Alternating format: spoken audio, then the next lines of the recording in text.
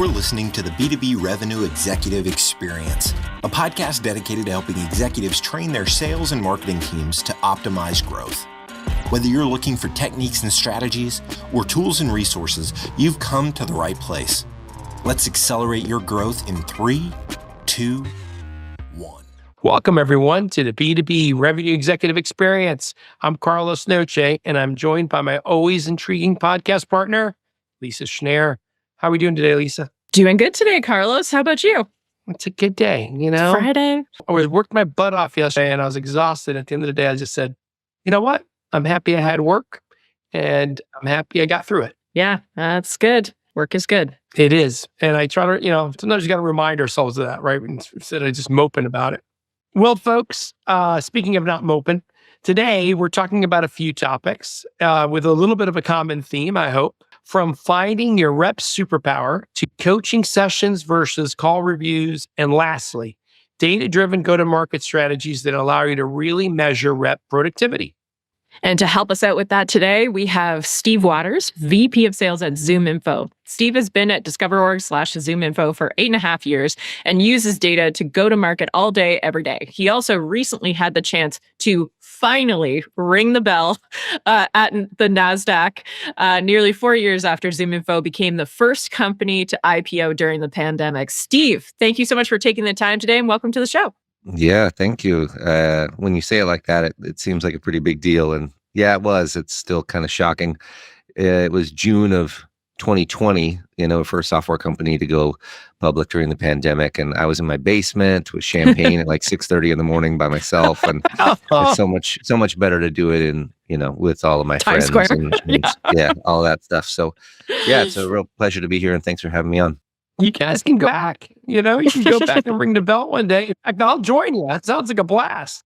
They did just recently, right? A few months ago.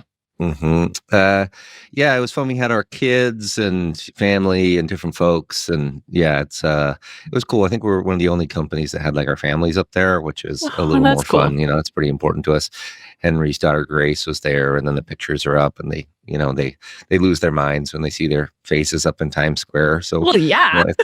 So, I mean, we do too, but yeah, the kids, it's like extra, A little bit fancier than the Jumbotron at a sports game. Yeah, those are good too, and complete with flossing and everything else. Yeah. Right. All right, Steve, we have our standard question that we kick off with, which is, what is something that you are passionate about that those that primarily know you through work might be surprised to know about you? I don't think it's a huge surprise, but like outside of work, I just love music and playing the drums. I majored in music in college. It helped pay for school. And I was at 800 student college it was Albertson College when I went there. Now it's the College of Idaho. And 800 students, if you're the only drummer, that means you get to play in the opera and like the Christian group, and you get to play in the vocal jazz group and the metal band that's on campus, and, every other ensemble and the concert band and everything. So that music building was like a black hole for me. And then in my 20s, I played more than 100 shows every year, just gigging all around. And I do it less. I wouldn't say I sold out. I would say I bought in, but do it less these days, more of a weekend warrior. But that's something I really, really enjoy. There's some interesting parallels between sales and music, especially for me being a drummer, where I try to emulate other sellers or other turns of phrase. So it's like licks on the drums or different styles. So I can go into Stuart Copeland mode or Neil Peart mode when I'm playing the drums, and do that with the sellers that I really admire across the team. And that's kind of an interesting parallel. But yeah, I think a lot of people would be not super surprised. It is my LinkedIn picture as me playing the drums. So not super surprising in that way, but it is something it's very therapeutic. I always feel better after, hitting the skins for half an hour or an hour and then getting back to regular life and being a VP of a team of 70 people. That makes a lot of sense. And I like your parallels with sales. And so apart from your career in drumming, you've had a very interesting career in sales. And listeners, you'd be happy to hear that Steve actually started out as an SDR. So can you walk us through your career? What led to you being where you are today as VP of Sales at ZoomInfo? I didn't know what I wanted to do, and graduated from high school, and I was always really good at school. I was valedictorian and enjoyed it. And college made the decision for me. They're like, well, if we're going to pay for school, you have to major in music, but it was liberal arts. So I got both.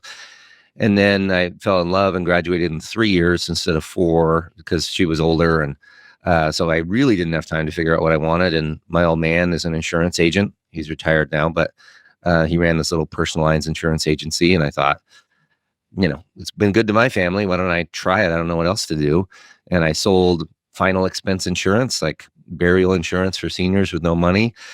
So they wouldn't be a burden. It was like little $10,000 whole life policies and travel all around rural Idaho. And I loved working with the people. I liked connecting with people and helping them solve problems, but got tired of the travel. And then the economy was booming. It was 2005 to 2008, tons of houses getting built. And I went to work for my dad and his agency for like 3 years or so. In the evenings, I got my MBA because I didn't want to learn trial by fire like my dad did. So I was getting my MBA and working full time, and graduated in 2008 with an MBA, which was terrible. I moved to South Florida with my partner and applied to be a assistant manager at a Lady Foot Locker and couldn't even get an interview. It was just really tough in that economy. So I wanted to leave insurance because I think it's kind of boring. No offense if you're in that, but it's just not for me. And I stayed in insurance. We sold to condo associations, and it wasn't like real sales in a way, the way I did it. I wasn't like canvassing and cold calling like crazy. It was more just servicing accounts and responding and upselling the residents of those associations and selling more individual policies into the places where we insured them. And then 2.5 years later, I moved to Portland, Oregon, which is the greatest city in the country. And I wanted to leave insurance, but it was still tough. This was like 2011. So I had an opportunity to manage a team for the first time, and I was terrible at it. Just a lot of strong personalities, and I thought I had to be the expert in everything. I think I was 28 years old and thought, if these people who are 20, 30 years older than me are going to respect me, I need to have all the answers really quick, and that's just a recipe for failure because you can't be perfect and have all the answers all the time. I was also just not passionate about what we were doing, right? It was more insurance, and I failed at that. I was just not very good. It's, if you're not like really excited about what you're doing, you're not going to be good. And so 2.5 years later, I ended up just having like a career crisis. And I thought, I'm not good at anything. I like people and I can communicate pretty well. I feel like I'm pretty bright, but don't know what to do. My best friend was recruiting creative students at an art college. And I thought maybe those are my people. I'm creative and do the music thing. And it was really fun. I enjoyed that so much, but it was all the pressure of sales without any of the upside. So it was like, how many apps did you take? How many students are you starting? But no commission. And that would be unethical to get commission for recruiting students, And so that was just poorly managed. The school wasn't growing very well, and I was sort of dying in that kind of an environment. And then the CFO of the school interviewed at DiscoverOrg and didn't get the job, but thought that I would be a great fit. And I loved connecting with the students and their families. And then the first day of school, they would be super happy and, doing art, trying to do art for a living, like applied arts. And that was all very motivating, but I was making 40 grand a year and struggling in downtown Portland. And when I moved to DiscoverOrg, I was just like, wait, hold on. We have Salesforce? Like, this is incredible. And like, if you have great ideas, they get implemented and we all make more money. And it's not like, is it 5 o'clock yet? Oh, working hard or hardly working. Haha. It was like everyone took it seriously all the time. And it was really bright people that got after it. And I knew that the more effort I put in, the more ideas, great ideas that I had, the more successful I would be. And I just got addicted to it. It was just after like 11 or 12 years of really struggling in this sort of quasi sales environment in insurance and recruiting students, I found a place where I was just like, oh, okay, this makes sense. The other thing that's really great about being here is we sell to salespeople, and it's not like doctors are the worst patients. I think sellers are the greatest audience to sell to. You just have to be really good at it. And sellers love getting sold to. We just hate being sold to poorly. And I just realized, I just have to do a really, really good job, and then I'll be successful. The other thing that was really great about finding DiscoverOrg, who acquired ZoomInfo and rebranded as them, was I was really highly motivated by competition And I knew that if I could find the best salespeople and just outsell them, the money would come. And so, that was sort of my North Star, is being collaborative, but also competitive, wanting everyone to crush their quota, but be the top rep, and still not keeping secrets or not thinking of things as zero sum, but also trying to beat everybody. And that really worked for me. And, the success came. So senior SDR and commercial account executive, enterprise account executive, manager, senior manager, director, senior director, and VP. And in 7 years, and yeah, you can do it too. It's, I think it's a matter of finding a place where the audience is some, people that you enjoy talking to, you can connect with, that the size of the deals makes sense with the way that you sell, the length of the sales cycle, how technical it is, all those things. And I just happen to find a spot where I'm hitting on all cylinders for what makes sense for me. So you mentioned a few things about yourself there, your passion and ability to communicate clearly and well, and then of course your competitiveness. Because one of the things that you mentioned you're kind of also really good at is helping other reps find their superpower. So how do you go about doing that?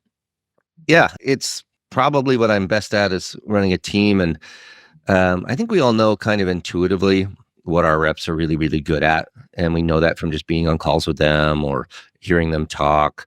But we're very, very, very data driven at ZoomInfo. It's not just, that we sell data, but we're also very data driven in getting scorecards for our reps. And we test, things like, okay, what's the ASP for the rep? How is that going up or down? What's the win rate for the rep? How is that going up or down? What's the median sales cycle for that rep? We have Chorus, so we can see, we own Chorus. And so we can see, are all the opportunities dying between the first demo and the second demo, and what percentage is that happening? All those kinds of things. And then Chorus tells you, of course, the other things, talk to listen and monologue, and how long you spend in the deck and how long you spend presenting the platform. And then we can see best practices. And all of that reveals what reps are good at and what they're not, right? And we can see the reps that are the best. So I have a rep that's really, really good at same day and next day wins, like one call closes. And our median sales cycle is 9 to 10 days long. It's about 15 to 20K ACV. So, the one call closes aren't at all uncommon. And so just using that as an example, saying like, okay, what is it that this rep is doing to create that kind of urgency? And so I say, okay, that rep is obviously really good at creating urgency, has twice as many one calls as the other 200 sellers in the company. Like, what is he doing? And so I'll watch the tape from Chorus, or, it could be, there's a lot of different softwares that do that now. And we watch the tape and we find examples of that. And I'll find 3 to 5 examples. Then I'll let that rep teach the team how to do it. So it helps them learn skills of management and teaching. And if if any of us have ever tried to teach something, it really tells you if you understand it or not. And it helps you sharpen those skills. It's why we write essays in college or whenever. If you really want to understand it, you should teach it and write it down. And doing that is just such a massive lift across the team. And I think there's really 2 reasons for that. So one is, I recognize that rep, and it gives them a lot of confidence to say, you are really good at this one thing. And they go, wow, I'm really good. And I don't have to tell you, Carlos and Lisa, how important confidence is in sales. It's maybe the most important thing. And I think some people have said sales is the transfer of enthusiasm from one party to another.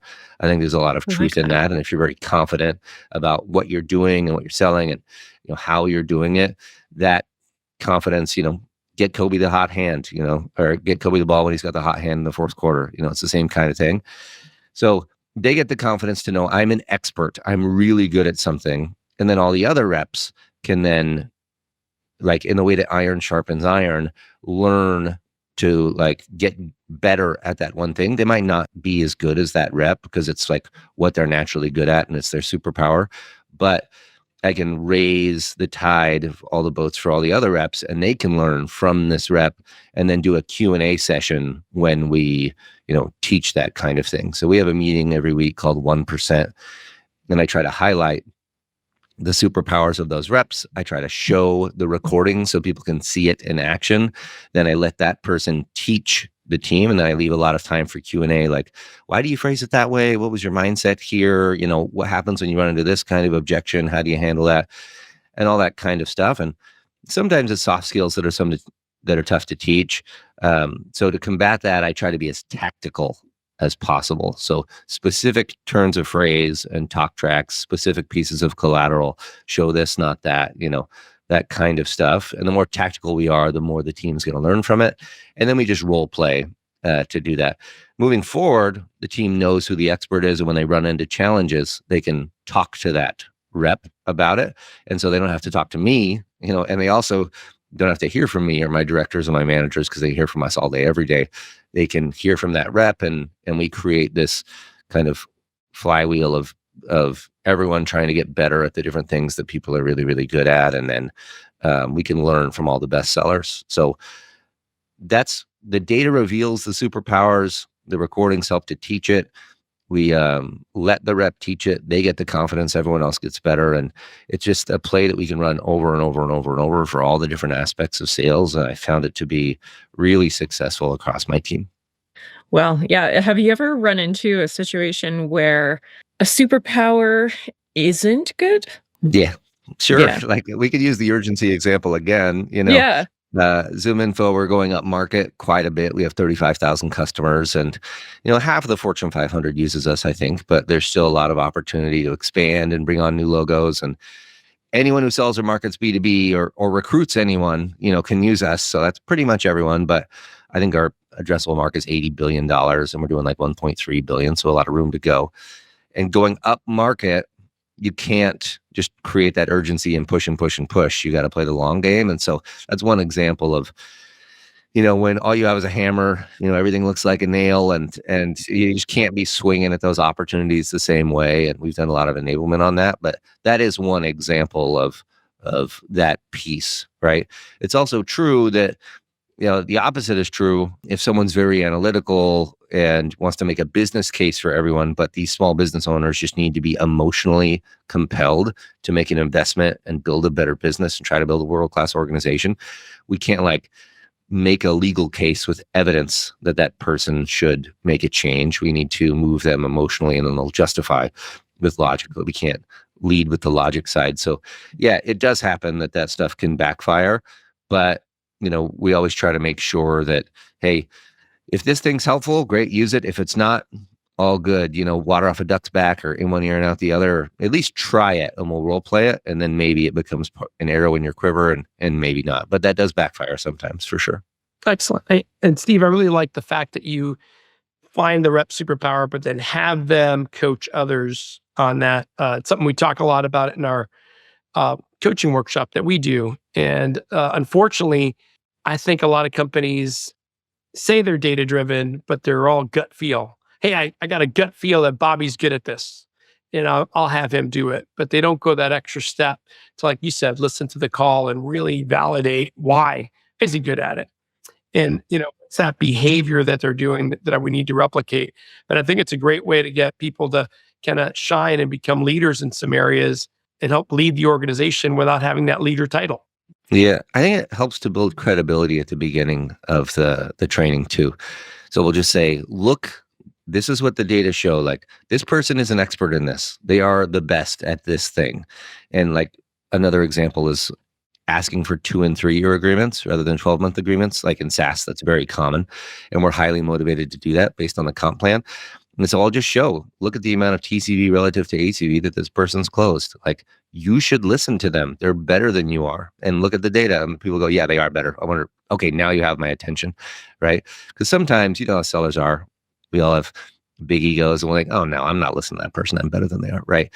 And really, anyone who can leave their ego at the door will be humbled by the fact that, oh, wow, yeah, they are really, really good at that. Oh, okay. Yeah, they're good at getting the money up front rather than doing, semi-annual or quarterly or whatever it is. I should learn from them. That way, what's in it for me? Duh. I'm going to make more money and be more successful. So yeah, I think starting the meeting with the data is always the best way to do it, to get people to go, oh, okay, I need to pay attention to this. So, in talking to you earlier and in working with sales teams, one of the things you mentioned was this thing about coaching forward versus something like just doing a simple call review. What do you mean by that? It's something I actually learned from an individual named Nit, who is a friend of mine. He's a sales enablement guy, and he's wonderful.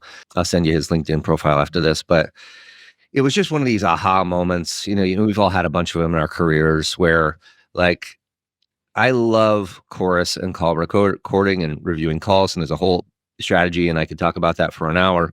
But one thing I realized when this light bulb went off is, like, if I'm coaching a call and something happens, like let's say they didn't handle an objection correctly, I can coach to that and I can teach them the question that they should ask, which is usually the best way to respond to an objection, right?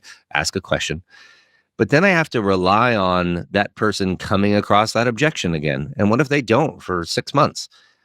Then they have to remember the training from 6 months ago. And it's a bit of a waste of time because it's really impractical. I'm just sort of hoping that that's something that will come up. And when they do, they can remember that thing. Whereas if I'm coaching forward, so let's say we have a call in 15 minutes and I get with a rep before the call and I say, oh, okay, who's going to be there? Do we have a custom deck? How are we going to open the meeting? What are we anticipating their objections are going to be? Like, what are the pain points? How are we going to highlight that? What are we going to show on the platform? And then have like an outline on how to do that. Then we're coaching to what's going to happen and preparing them to do that. One really good example I have from my own life was I was selling a company called the Business Development Institute, and there's 7 people. They set appointments for technology sellers. They do events. So they try to bring like CIOs into rooms and then have a bunch of teams come in and sell them. And so they go through a lot of data trying to stuff these events full of like technology buyers. And we were talking about storytelling and training at the time. And I walked into my mentor's office and he said, hey, what story are you going to tell today? And I said, oh, I'm going to tell this one story about this company called iGel. And he said, let me hear it. And I said, oh, no, that's kind of weird, And he goes, no, Steve, tell me the damn story. And so I was like, okay. So I told him the story and he goes, wow, that was terrible. Do it again. And it was terrible. Like it was really rusty and I was kind of tripping over my words and it was kind of meandering. He's like, do it again, tighten it up. And so I did. And he's like, that was 1,000 times better. Do it again to lock it in. And so I did it the 3rd time. It was polished. He's like, great, open the call with that. So the CEO came on, we did our pleasantries and I opened the call with that story.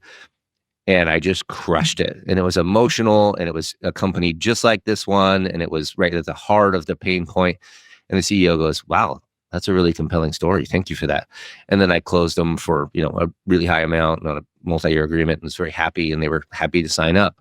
And that was one example of coaching forward. And it's 100% likely you're going to come across that and do it. And then the confidence afterwards of like, man, you prepared me for this call. I murdered it. I can do that again. That was great. Let's coach for the next call. If it didn't go well, you spend 5 minutes afterwards, or even if it did go well, you do 15 minutes before, 5 minutes afterward to recap. And that is just so much more practical than reviewing calls after the fact and praying or hoping that you come across that scenario again. So, the coaching forward to an event that is going to happen, I find to be so much more practical than coaching retroactively. Retroactively is helpful. Yes, we should do that. And we need to call reps out when their calls are a snooze fest or when they mess things up or whatever. That's all fine. But I find coaching forward to just be a bigger lift and a better use of everybody's time. All right, Steve, I'll let you know for this recording, I'm stealing that. I love the concept. I talk a lot about the best sales calls I've been to are ones where I've gotten together with my team and we've over-prepared. Like, who are we meeting with? Who's kicking this thing off? What do we know? What don't we know? Is there any way we can get that data before the call? And it's always a smoother, better meeting. In fact, if you look at research, people remember how the meeting starts and how the meeting ends. So it's so critical to have that nailed down and have an understanding, especially when you have multiple legs on a call, to do that. So I'm stealing it. Thank you. I hope that's okay. I'll give you credit for it, though. Yeah, well, I'll pass it on to, and Nit can have the credit too. But yeah, it's like stealing licks from my best drummers, or my best drummer friends. It's just like, yeah, well, we'll do all that stuff. And yeah, you're happy to pass it on. Awesome. All right. Another thing we talked about is, let's face it, your organization's specialty is go-to-market data and enabling the go-to-market function with data. How have you guys been able to use, or what are some best practices in using some of this data to really help rep performance? I know that a lot of your audience are SDRs, right? And so just right out of the gate, direct dials, 3 to 8 times as many conversations. Like, when I joined DiscoverOrg, people would say, "What do you guys do?" I'd say direct dials and org charts. And that's like what we did, and that's like the lifeblood of it. But to be data driven, I don't know. I'll kind of use a different example. Like, I think that there are many bad cold callers that just, they're at some telemarketing agency in Boise, Idaho or something. And, they're just reading off a script and trying to get lucky. And knowing that most of the people, when they learn it's a cold call, go, ugh, and in their mind, they go, okay, I'm going to check TikTok on my phone or, my email, and, I'll get off the phone as quickly as possible. I think if there's something that we can do to prove that we're not a knucklehead, like as soon as possible, it's sort of like a series of 5 to 10 second permission slips for that person's attention. And we just need to use some kind of data point to earn that. And there are easier ones, right? Oh, hey, I saw you went to the College of Idaho. Cool. You're a coyote. That's like pretty obvious, but at least it's like better than 60% of the calls you're going to get.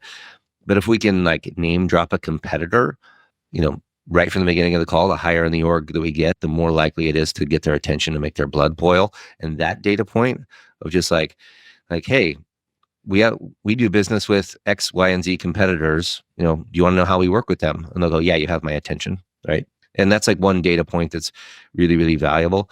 And so on the cold calls, I think if we can say something really compelling, we can tailor our pitch to exactly what they do. One other one is I would just go to the website, and whatever the font was that was the biggest on their website, I would say, oh, it looks like you do some work around that. And I had no idea what it was. Infrastructure as a service, no idea how that works.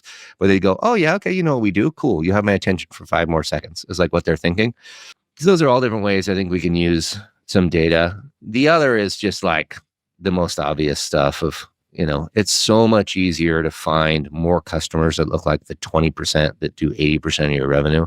And how can we replicate those and then target them at the right time with intent data or with leadership moves or when they get funding or adding or dropping technology?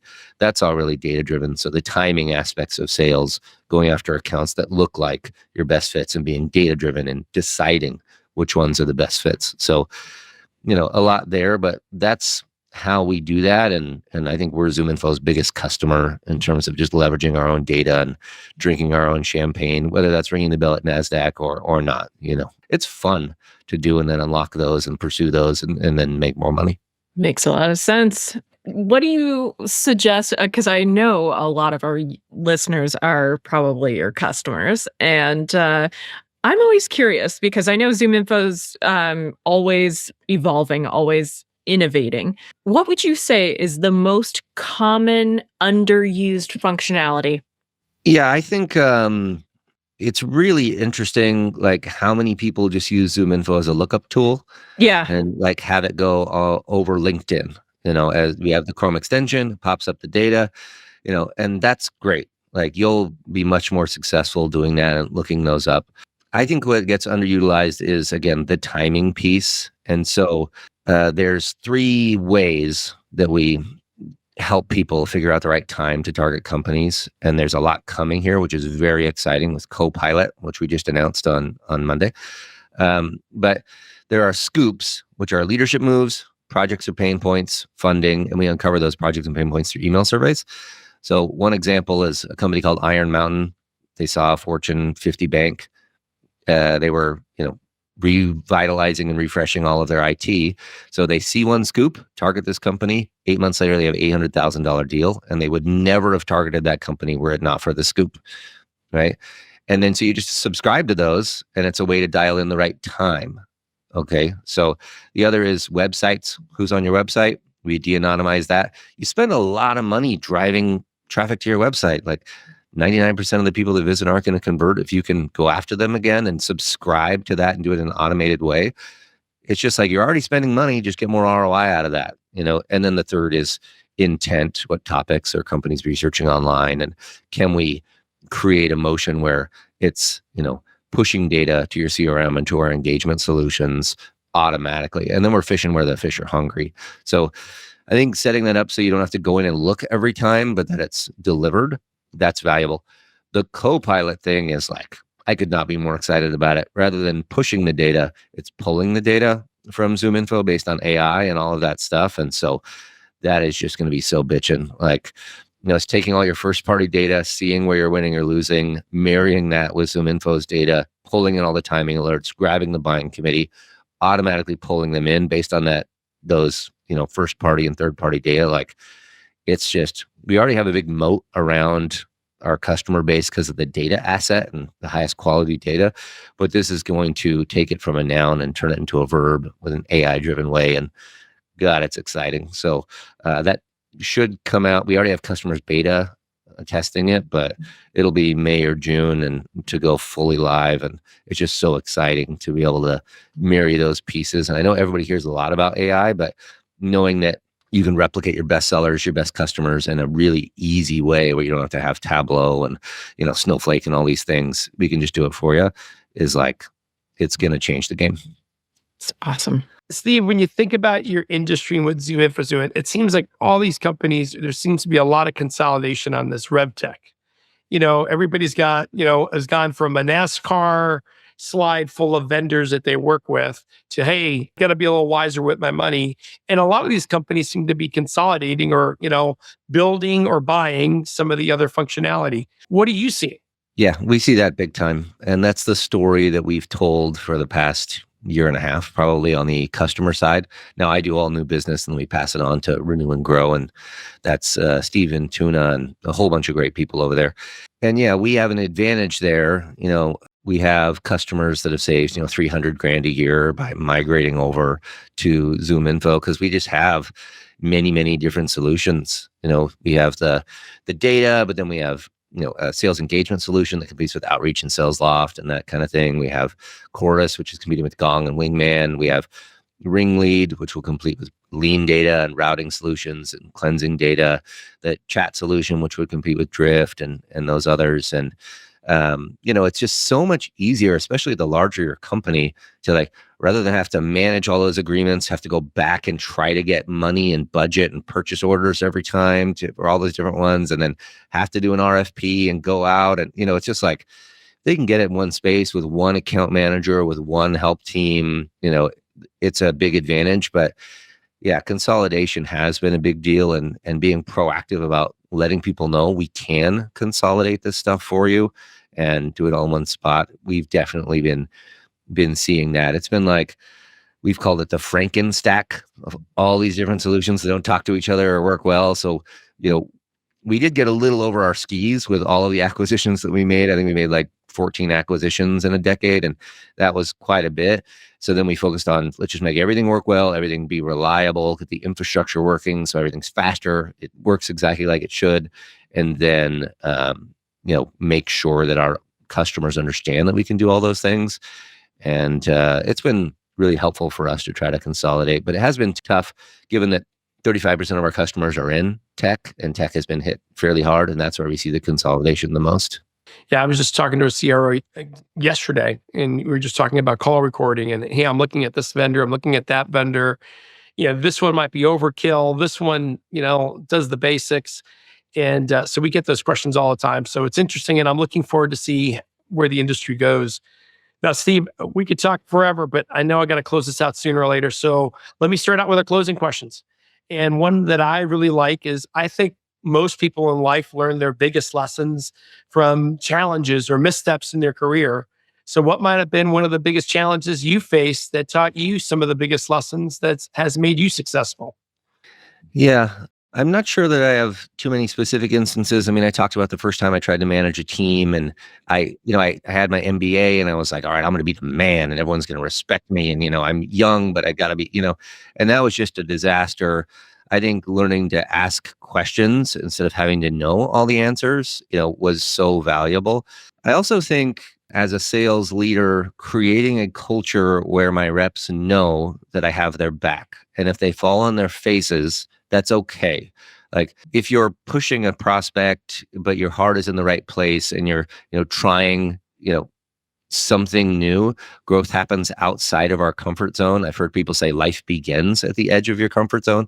I don't know that that's true, but I do think that giving them permission to try new things, and usually the worst that happens is we make a prospect, angry and, or frustrated, and it happens rarely, but when it does, then the manager can come in or the director or me, and we can save the day and close it and put it back in that rep's name and everybody's happy, but like, as long as their heart is in the right place when they're pushing and trying new talk tracks and new things, and that I'm totally okay with. And what I don't want is a culture where people are afraid to make mistakes and to take risks, because then we won't innovate. So I would say trying to create a culture of expressly saying, I have your back and that's okay, is really, really valuable. So kind of backing up and saying, that's what I try to do, and make sure that everyone can make those mistakes and learn from them. I love that. The one that I aspire to is the comfort zone is where progress goes to die, or something like that. So it's, basically like you're not going to innovate or change or learn if you don't take those risks. So I love that, Steve. I've got a question for you. With your background as an SDR and then being in the role you're in now, you get prospected to all the time. So, and of course, working at ZoomInfo, I assume your contact information is in the database. It is, and it shows I'm likely to listen. There's fire emojis next to all of my contact information. Yeah. There you go, SDRs. There you go. But Steve, when somebody reaches out to you cold, whether it's a call or an email or a LinkedIn message or whatever, what is something that someone does or could do that catches your attention and might even get you to respond? The first thing is do they sound like someone I want to talk to? And that's a timbre. It's like a voice thing. It's an enthusiasm thing. One quick story.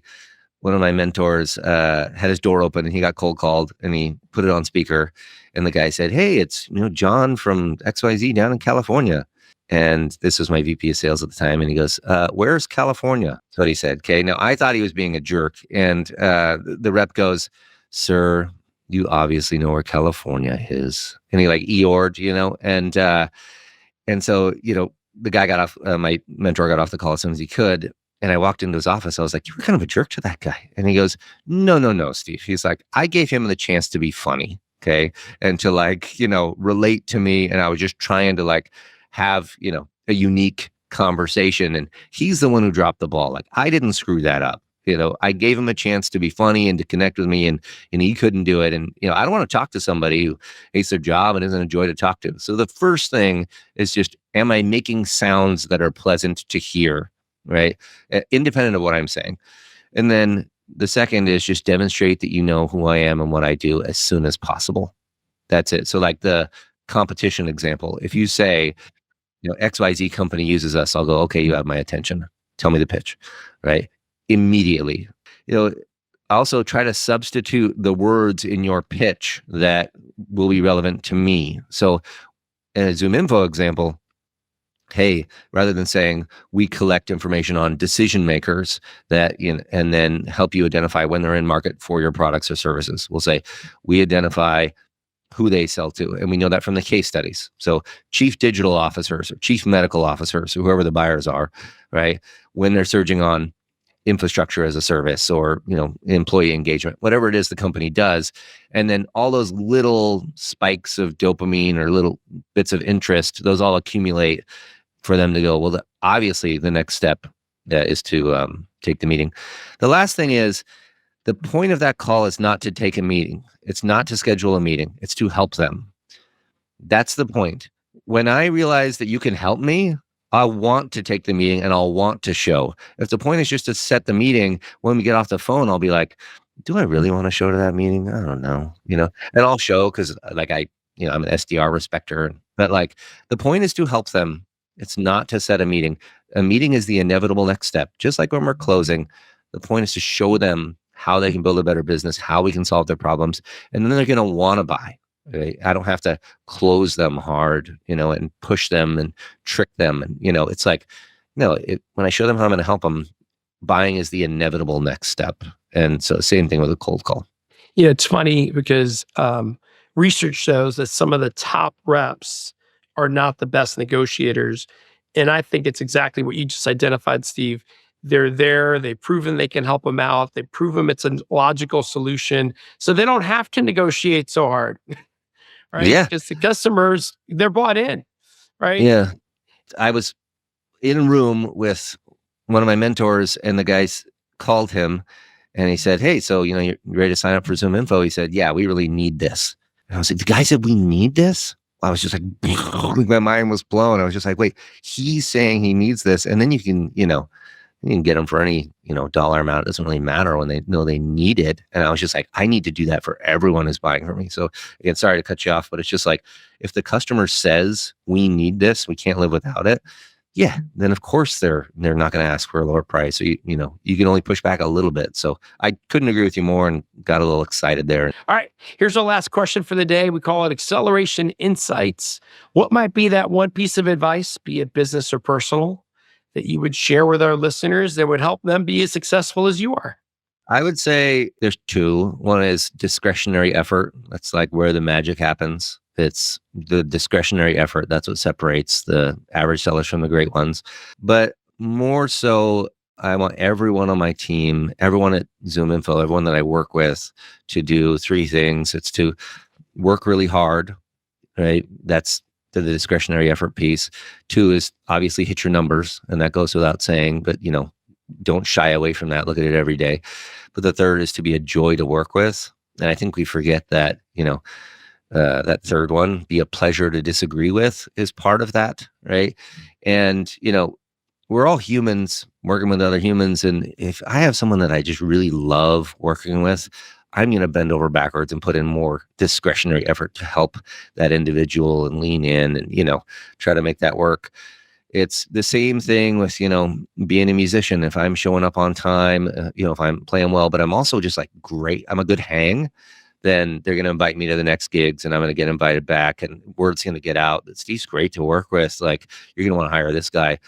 Yeah, he might sound like 10 other drummers that can play the gig, but he's awesome. Like, you just want to hang out with that dude. I'm not saying that that's the case 100% of the time, but I am saying, like, if you can be a good hang, if you can, be a joy to work with, like, then the world's your oyster. Then people want to promote you, and they want to see you do well, and they're rooting for you, rather than just being like, this person's just they're a lone wolf. They never put the notes in Salesforce. It's such a pain. Let's do the march to their own drummer. It's so frustrating, but they hit their numbers, so we got to promote them. It's like, just be a joy to work with. So those are my two things that I think would be the advice I'd give to everybody. We can end it the way we started it, of just saying, like, if you're in a place where you're not fired up about what you're doing and who you're selling to and how you're selling, and there are places, at least I can speak from experience, where you don't have to flounder for 11 years. You can find a place where you feel like you're stoked and you come in excited every day, and there's no substitute for that. So if you're not in that spot, try to find a spot where you can, and we're hiring at ZoomInfo if it seems like a good spot to be. And that's probably a good way to close it up. I saw that on your LinkedIn. You're hiring SDRs and AEs. So for those of you looking for that thing you can be really passionate about, then check it out. Steve, if a listener wanted to talk to you about that, or of course, any of your great work at ZoomInfo, what's your preferred method of communication? Yeah, LinkedIn's fine. I always respond there. Perfect. Cannot thank you enough for taking the time to join us today, Steve. We know how valuable it is, and we really appreciate having you on the show. Yeah, my pleasure. You guys are great. This was really fun. I appreciate you making me laugh. And I like what you're doing here. Thanks, Steve. Thank you very much. That's our goal. All right, everyone, that does it for this show. Check us out at www.b2brevexec.com. Share this episode with your family, your friends, your dogs, your kids. And if you like what you hear, you can subscribe through YouTube, Google Podcasts, or Spotify. And you could leave us a 5-star review on iTunes. I am Lisa Schneier, and I am joined by my ever delightful podcast partner, Carlos Noche.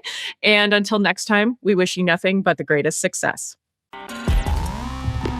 You've been listening to the B2B Revenue Executive Experience. To ensure that you never miss an episode, subscribe to the show in iTunes or your favorite podcast player.